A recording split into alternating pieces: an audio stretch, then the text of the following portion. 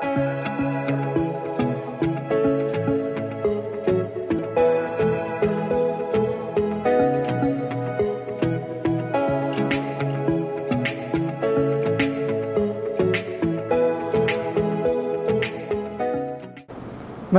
sevgili ve değerli öğrencilerimiz.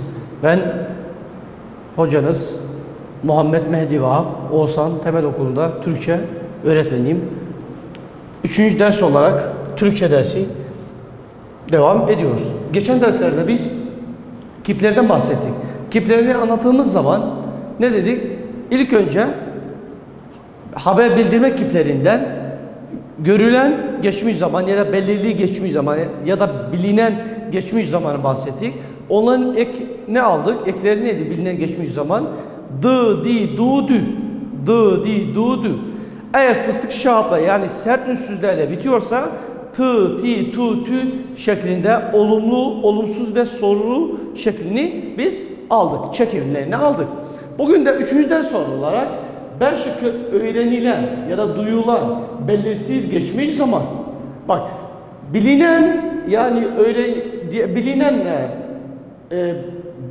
belirli ile belirsiz arasındaki fark nedir? Şimdi onu anlatacağız. Bak ne diyor? Öğrenilen ya da duyulan belirsiz geçmiş zaman.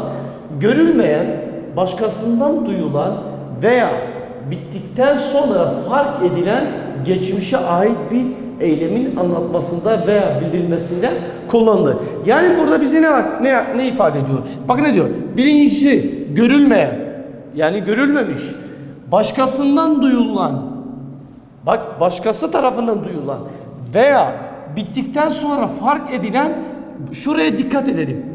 Bak diğeri de yani belirli geçmiş zaman ya da bilinen geçmiş zamanla öğrenilen belirsiz geçmiş arasındaki fark nedir? Geçmiş zaman, o da aynısı geçmiş zaman. O görülen, burada görülmeyen. Yani başkası tarafından ya da başkası tarafından duymuş olan fiillere biz buna ne diyoruz? Öğrenilerde duyulan belirsiz geçmiş zaman diye biliyoruz. Bu hangi ekleri alır? Burada mış, miş, muş, bir de müş şeklinde alır. Şu nedir? Eğer ünlü ile bitiyorsa.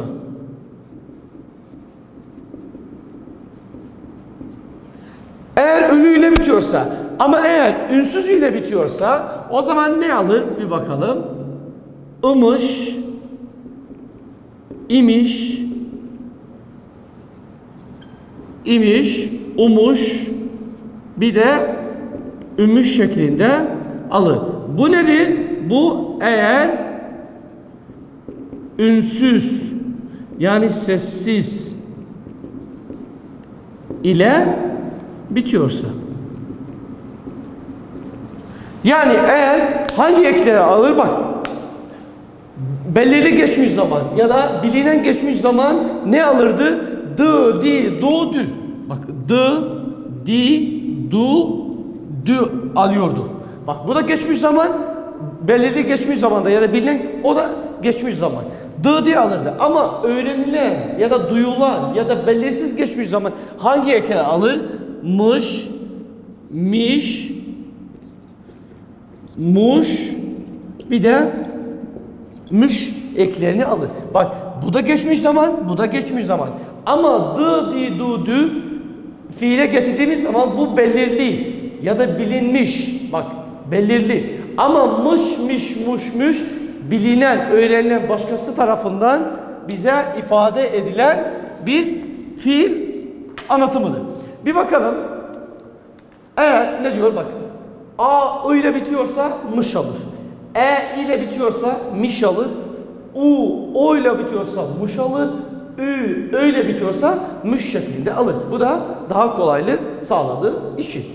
Kural ne diyor? Kurala göre bakalım. Bizde fiil kipinde belirli geçmiş zamanda da kural vardı. Burada da kural. Olumlu şekli nasıl olur? Fiil kökü artı zaman eki artı kişi eki. Fiil kökü zaman eki artı kişi şeklinde olabiliyor. Örnek getirelim. Bir tane mesela bir fiil getirelim. Mesela ne olsun? Gitmek. Pardon, gitmek. Gitmek fiilini ele alırsak bakalım onun nasıl çekimini yaparız.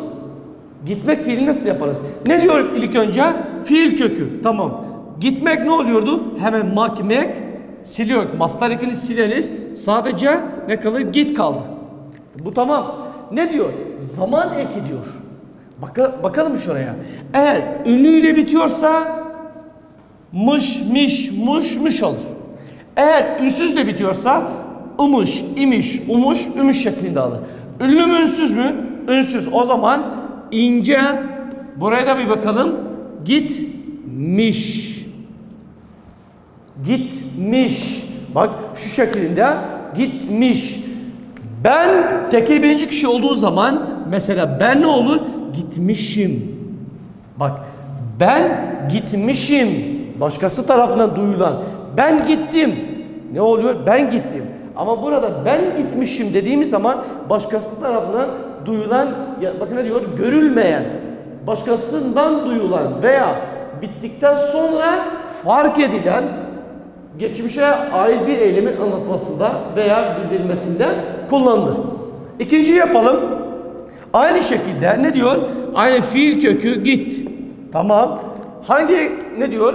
Zaman eki hangisini alır? Gitmiş. Tekil ikinci kişi ne alır? Tekil ikinci kişi ben, sen gitmişsin.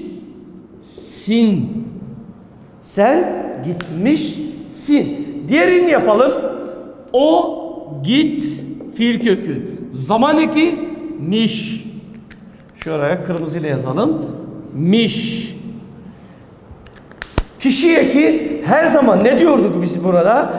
O gitmiş. Yani şurada hiçbir şey almıyordu. Tekil üçüncü kişide kişi eki almaz. Ben gitmişim.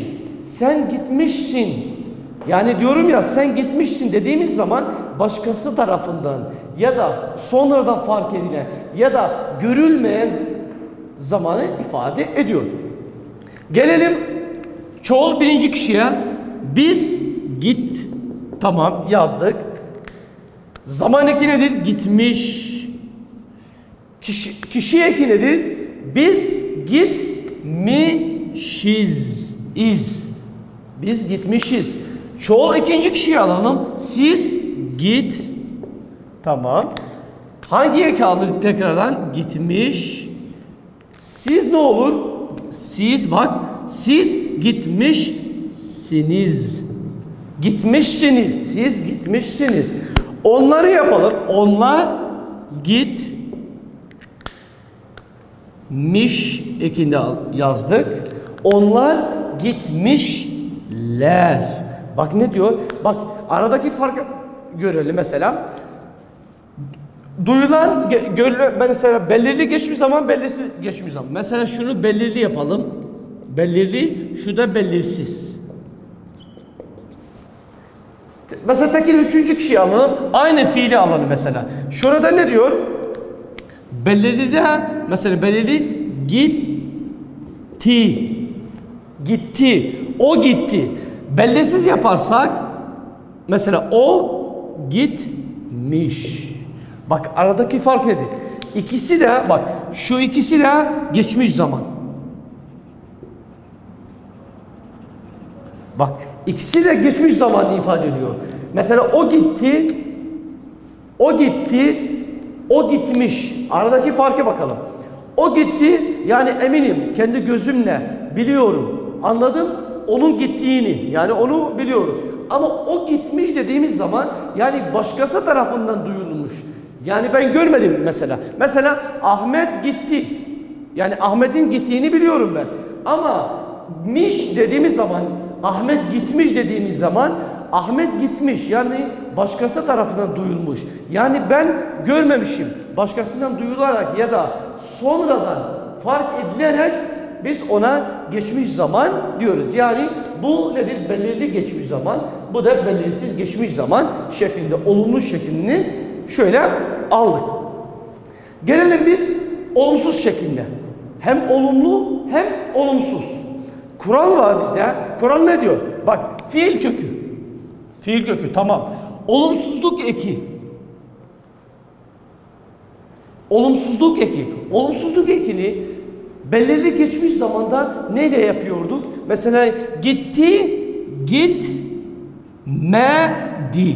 Bak neyle yapıyorduk? Mame ekiyle yapıyorduk. Ama şuraya bakalım.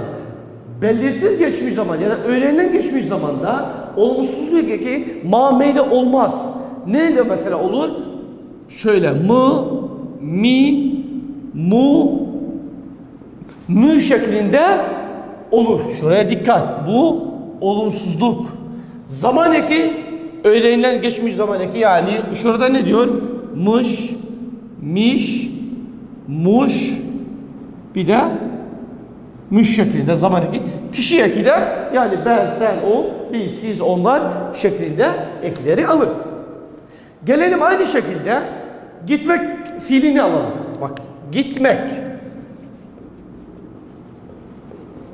Gitmek fiilini alsak gelelim ne diyor bize? Fiil kökü. Bunun fiil kökü nasıl?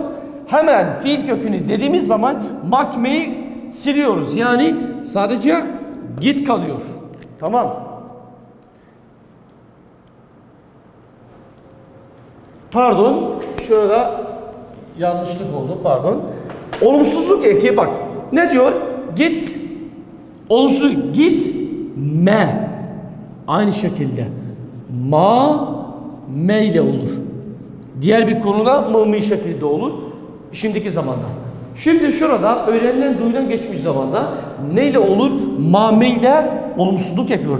Git fiil kökü. Olumsuzluk eki gitme. Gitme. Zaman eki, zaman ekini yazalım. Hangi zamanla? Eğer ne dedik? Eğer ünlüyle bitiyorsa mış, bak mış, miş, muş, muş alır. Eğer ünsüzle bitiyorsa bak ımış, pardon, ımış, imiş, umuş, ümüş şeklinde alır. Yani gitmemiş. Kim gitmemiş? Kim gitmemiş? Ben yaptığımız zaman bak ben gitmemişim. Ben gitmemişim. Bak ben gitmişim. Ben gitmemişim. Gelelim diğerini yapalım. Sen git. Aynı şekilde şöyle yazalım.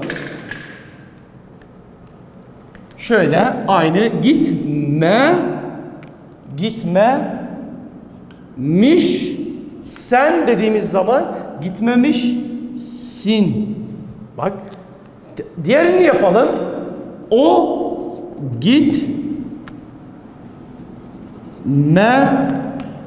aynı şekilde miş. Bak şurada kişi eki almaz. O bak şurada aynı şekilde o gitmiş. O gitmemiş. Ona dikkat. Diğerini yapalım.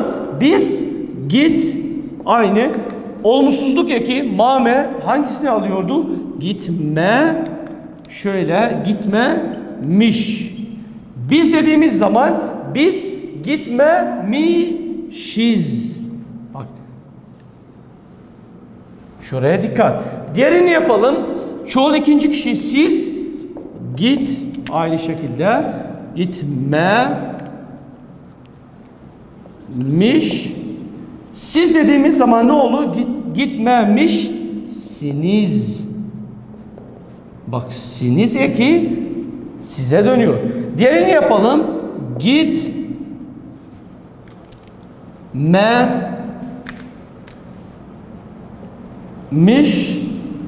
Onlar gitmemişler. Bak aradaki fark nedir? Aynı git fiilini aldık, gitmek fiilini aldık. Ben gitmişim. Bak git fiil kökü. Miş zaman eki, im kişi eki. Gelelim şuraya. Git fiil kökü. Mame olumsuzluk eki. Miş zaman eki, im kişi eki. Ben gitmişim, ben gitmemişim. Sen gitmişsin, o gitmemiş diye böyle devam ediyor.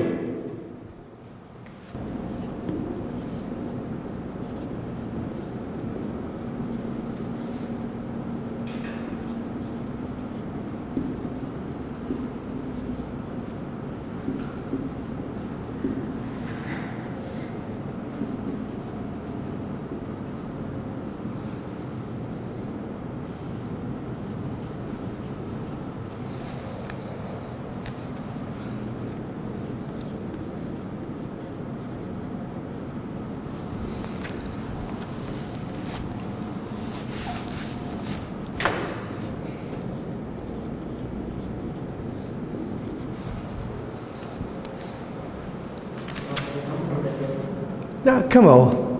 Zor kama.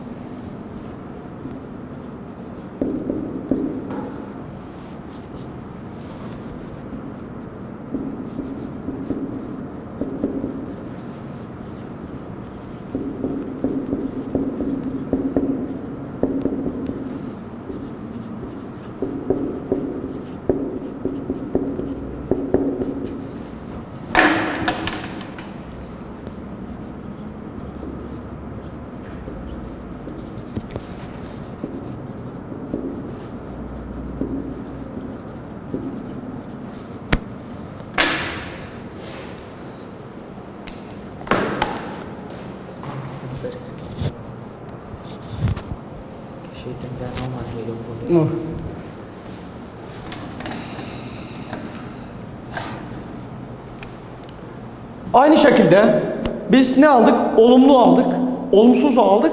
Bu sefer öğrenilen, duyulan, belirsiz geçmiş zaman soru şeklini alalım. Soru şeklini alalım. Kural ne diyor bizde? Kural fiil kökü zaman eki, yani zaman eki nedir? Mesela mış, miş, muş, bir de müş şeklinde olur. Soru eki nedir? Soru eki mı, mi, mu, mü şeklinde soru eki olur. Kişi eki de ben, sen, o, biz, siz, onlar diye geçiyor. Aynı şekilde şöyle devam edeyim. Gitmek fiilini alsak, bak sizden yani bozulmasın diye diğer fiilleri de teker teker yaparız. Bak ne diyor? Fiil kökü. Kurala göre yaptığımız zaman hiçbir sıkıntı çıkmaz. Bak fiil kökü. Fiil kökü dediğimiz zaman hemen mek sileriz. Ben git yazarız. Git yazdım. Tamam. Zaman eki. Git ne diyor? Miş. Gitmiş. Doğru. Tamam. Daha sonra soru eki. Ben gitmiş. Ne olur burada? Mi. Bak her zaman şuraya not yazın. Not.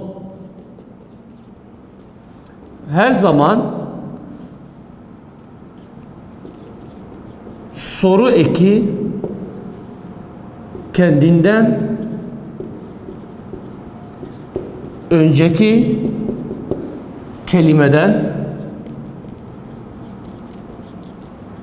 kelimeden ayrı yazılır. Ama kendisinden sonraki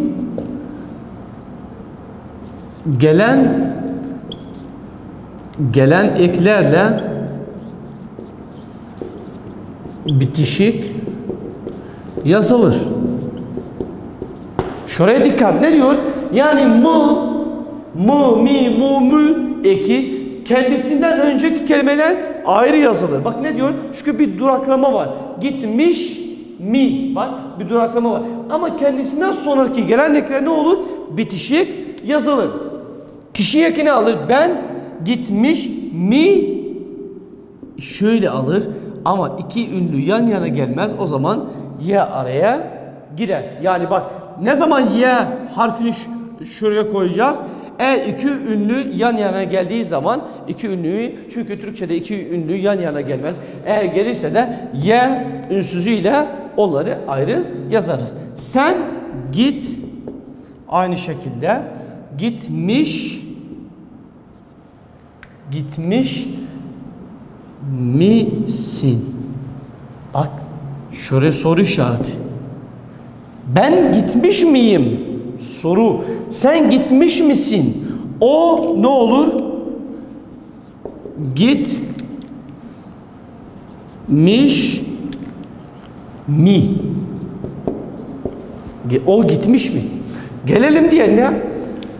Çoğul birinci kişi biz git yazdık. Tamam. Gitmiş. Ne olur burada? Gitmiş miyiz?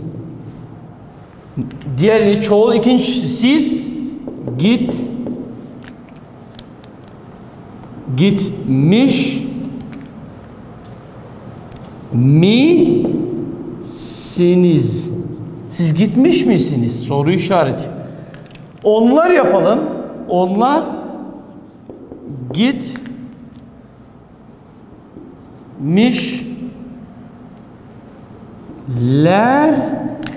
mi? Bak en son onlar dediğimiz zaman kişi eki soru ekinden önce gelir. Bak en sonda yapacağız. Yani ne diyor? Gitmiş miyiz? Bak burada ne dedi? Gitmişler, onlarla mi? Daha sonra bu soru ekini yazarız. Yani kural şu. Kuralı ezberlediğimiz zaman şöyle yapıyoruz. Fiil kökü, zaman eki, soru eki, mu artı kişi eki diye geçiyor.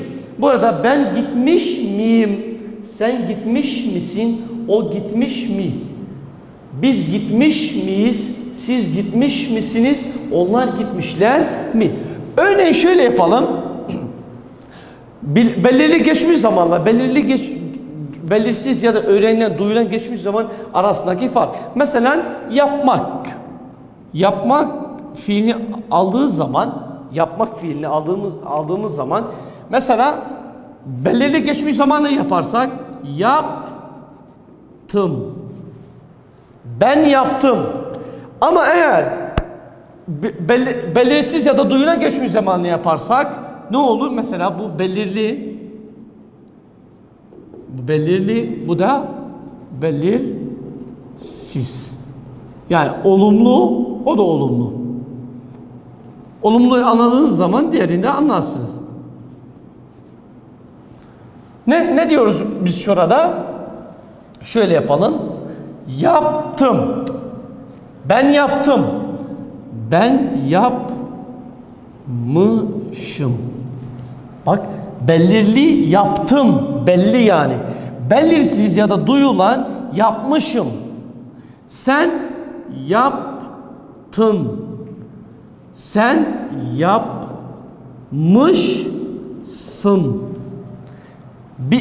O yaptı. O yapmış. Biz yaptık. Biz belirsizde ne olur? Yapmışız. Siz yaptınız. Belirli. Bak yaptınız, eminiz yani. Siz yapmışsınız. Yani başkası tarafından duyulmuş. Ben kendi gözümle görmedim. Başkası tarafından ya da bilinmeyen taraftan söyleniyor. Yaptınız. Onlar yaptılar. Ne diyor? Onlar yapmışlar. Yani belirli geçmiş zaman ya da bilinen geçmiş zaman, belirsiz ya da bilinmeyen ya da duyulan geçmiş zaman şeklinde şu ikisinin de çekimini yaptık. Böylelikle geçmiş zamanın hem belirli geçmiş zamanda hem de belirsiz ya da duyulan geçmiş zamanın çekimlerini olumlu, olumsuz soru şeklinde yaptık. Böylelikle bugünün de dersimizin sonuna geldik. Herkese sevgiler, saygılar, sağlıkla kalın.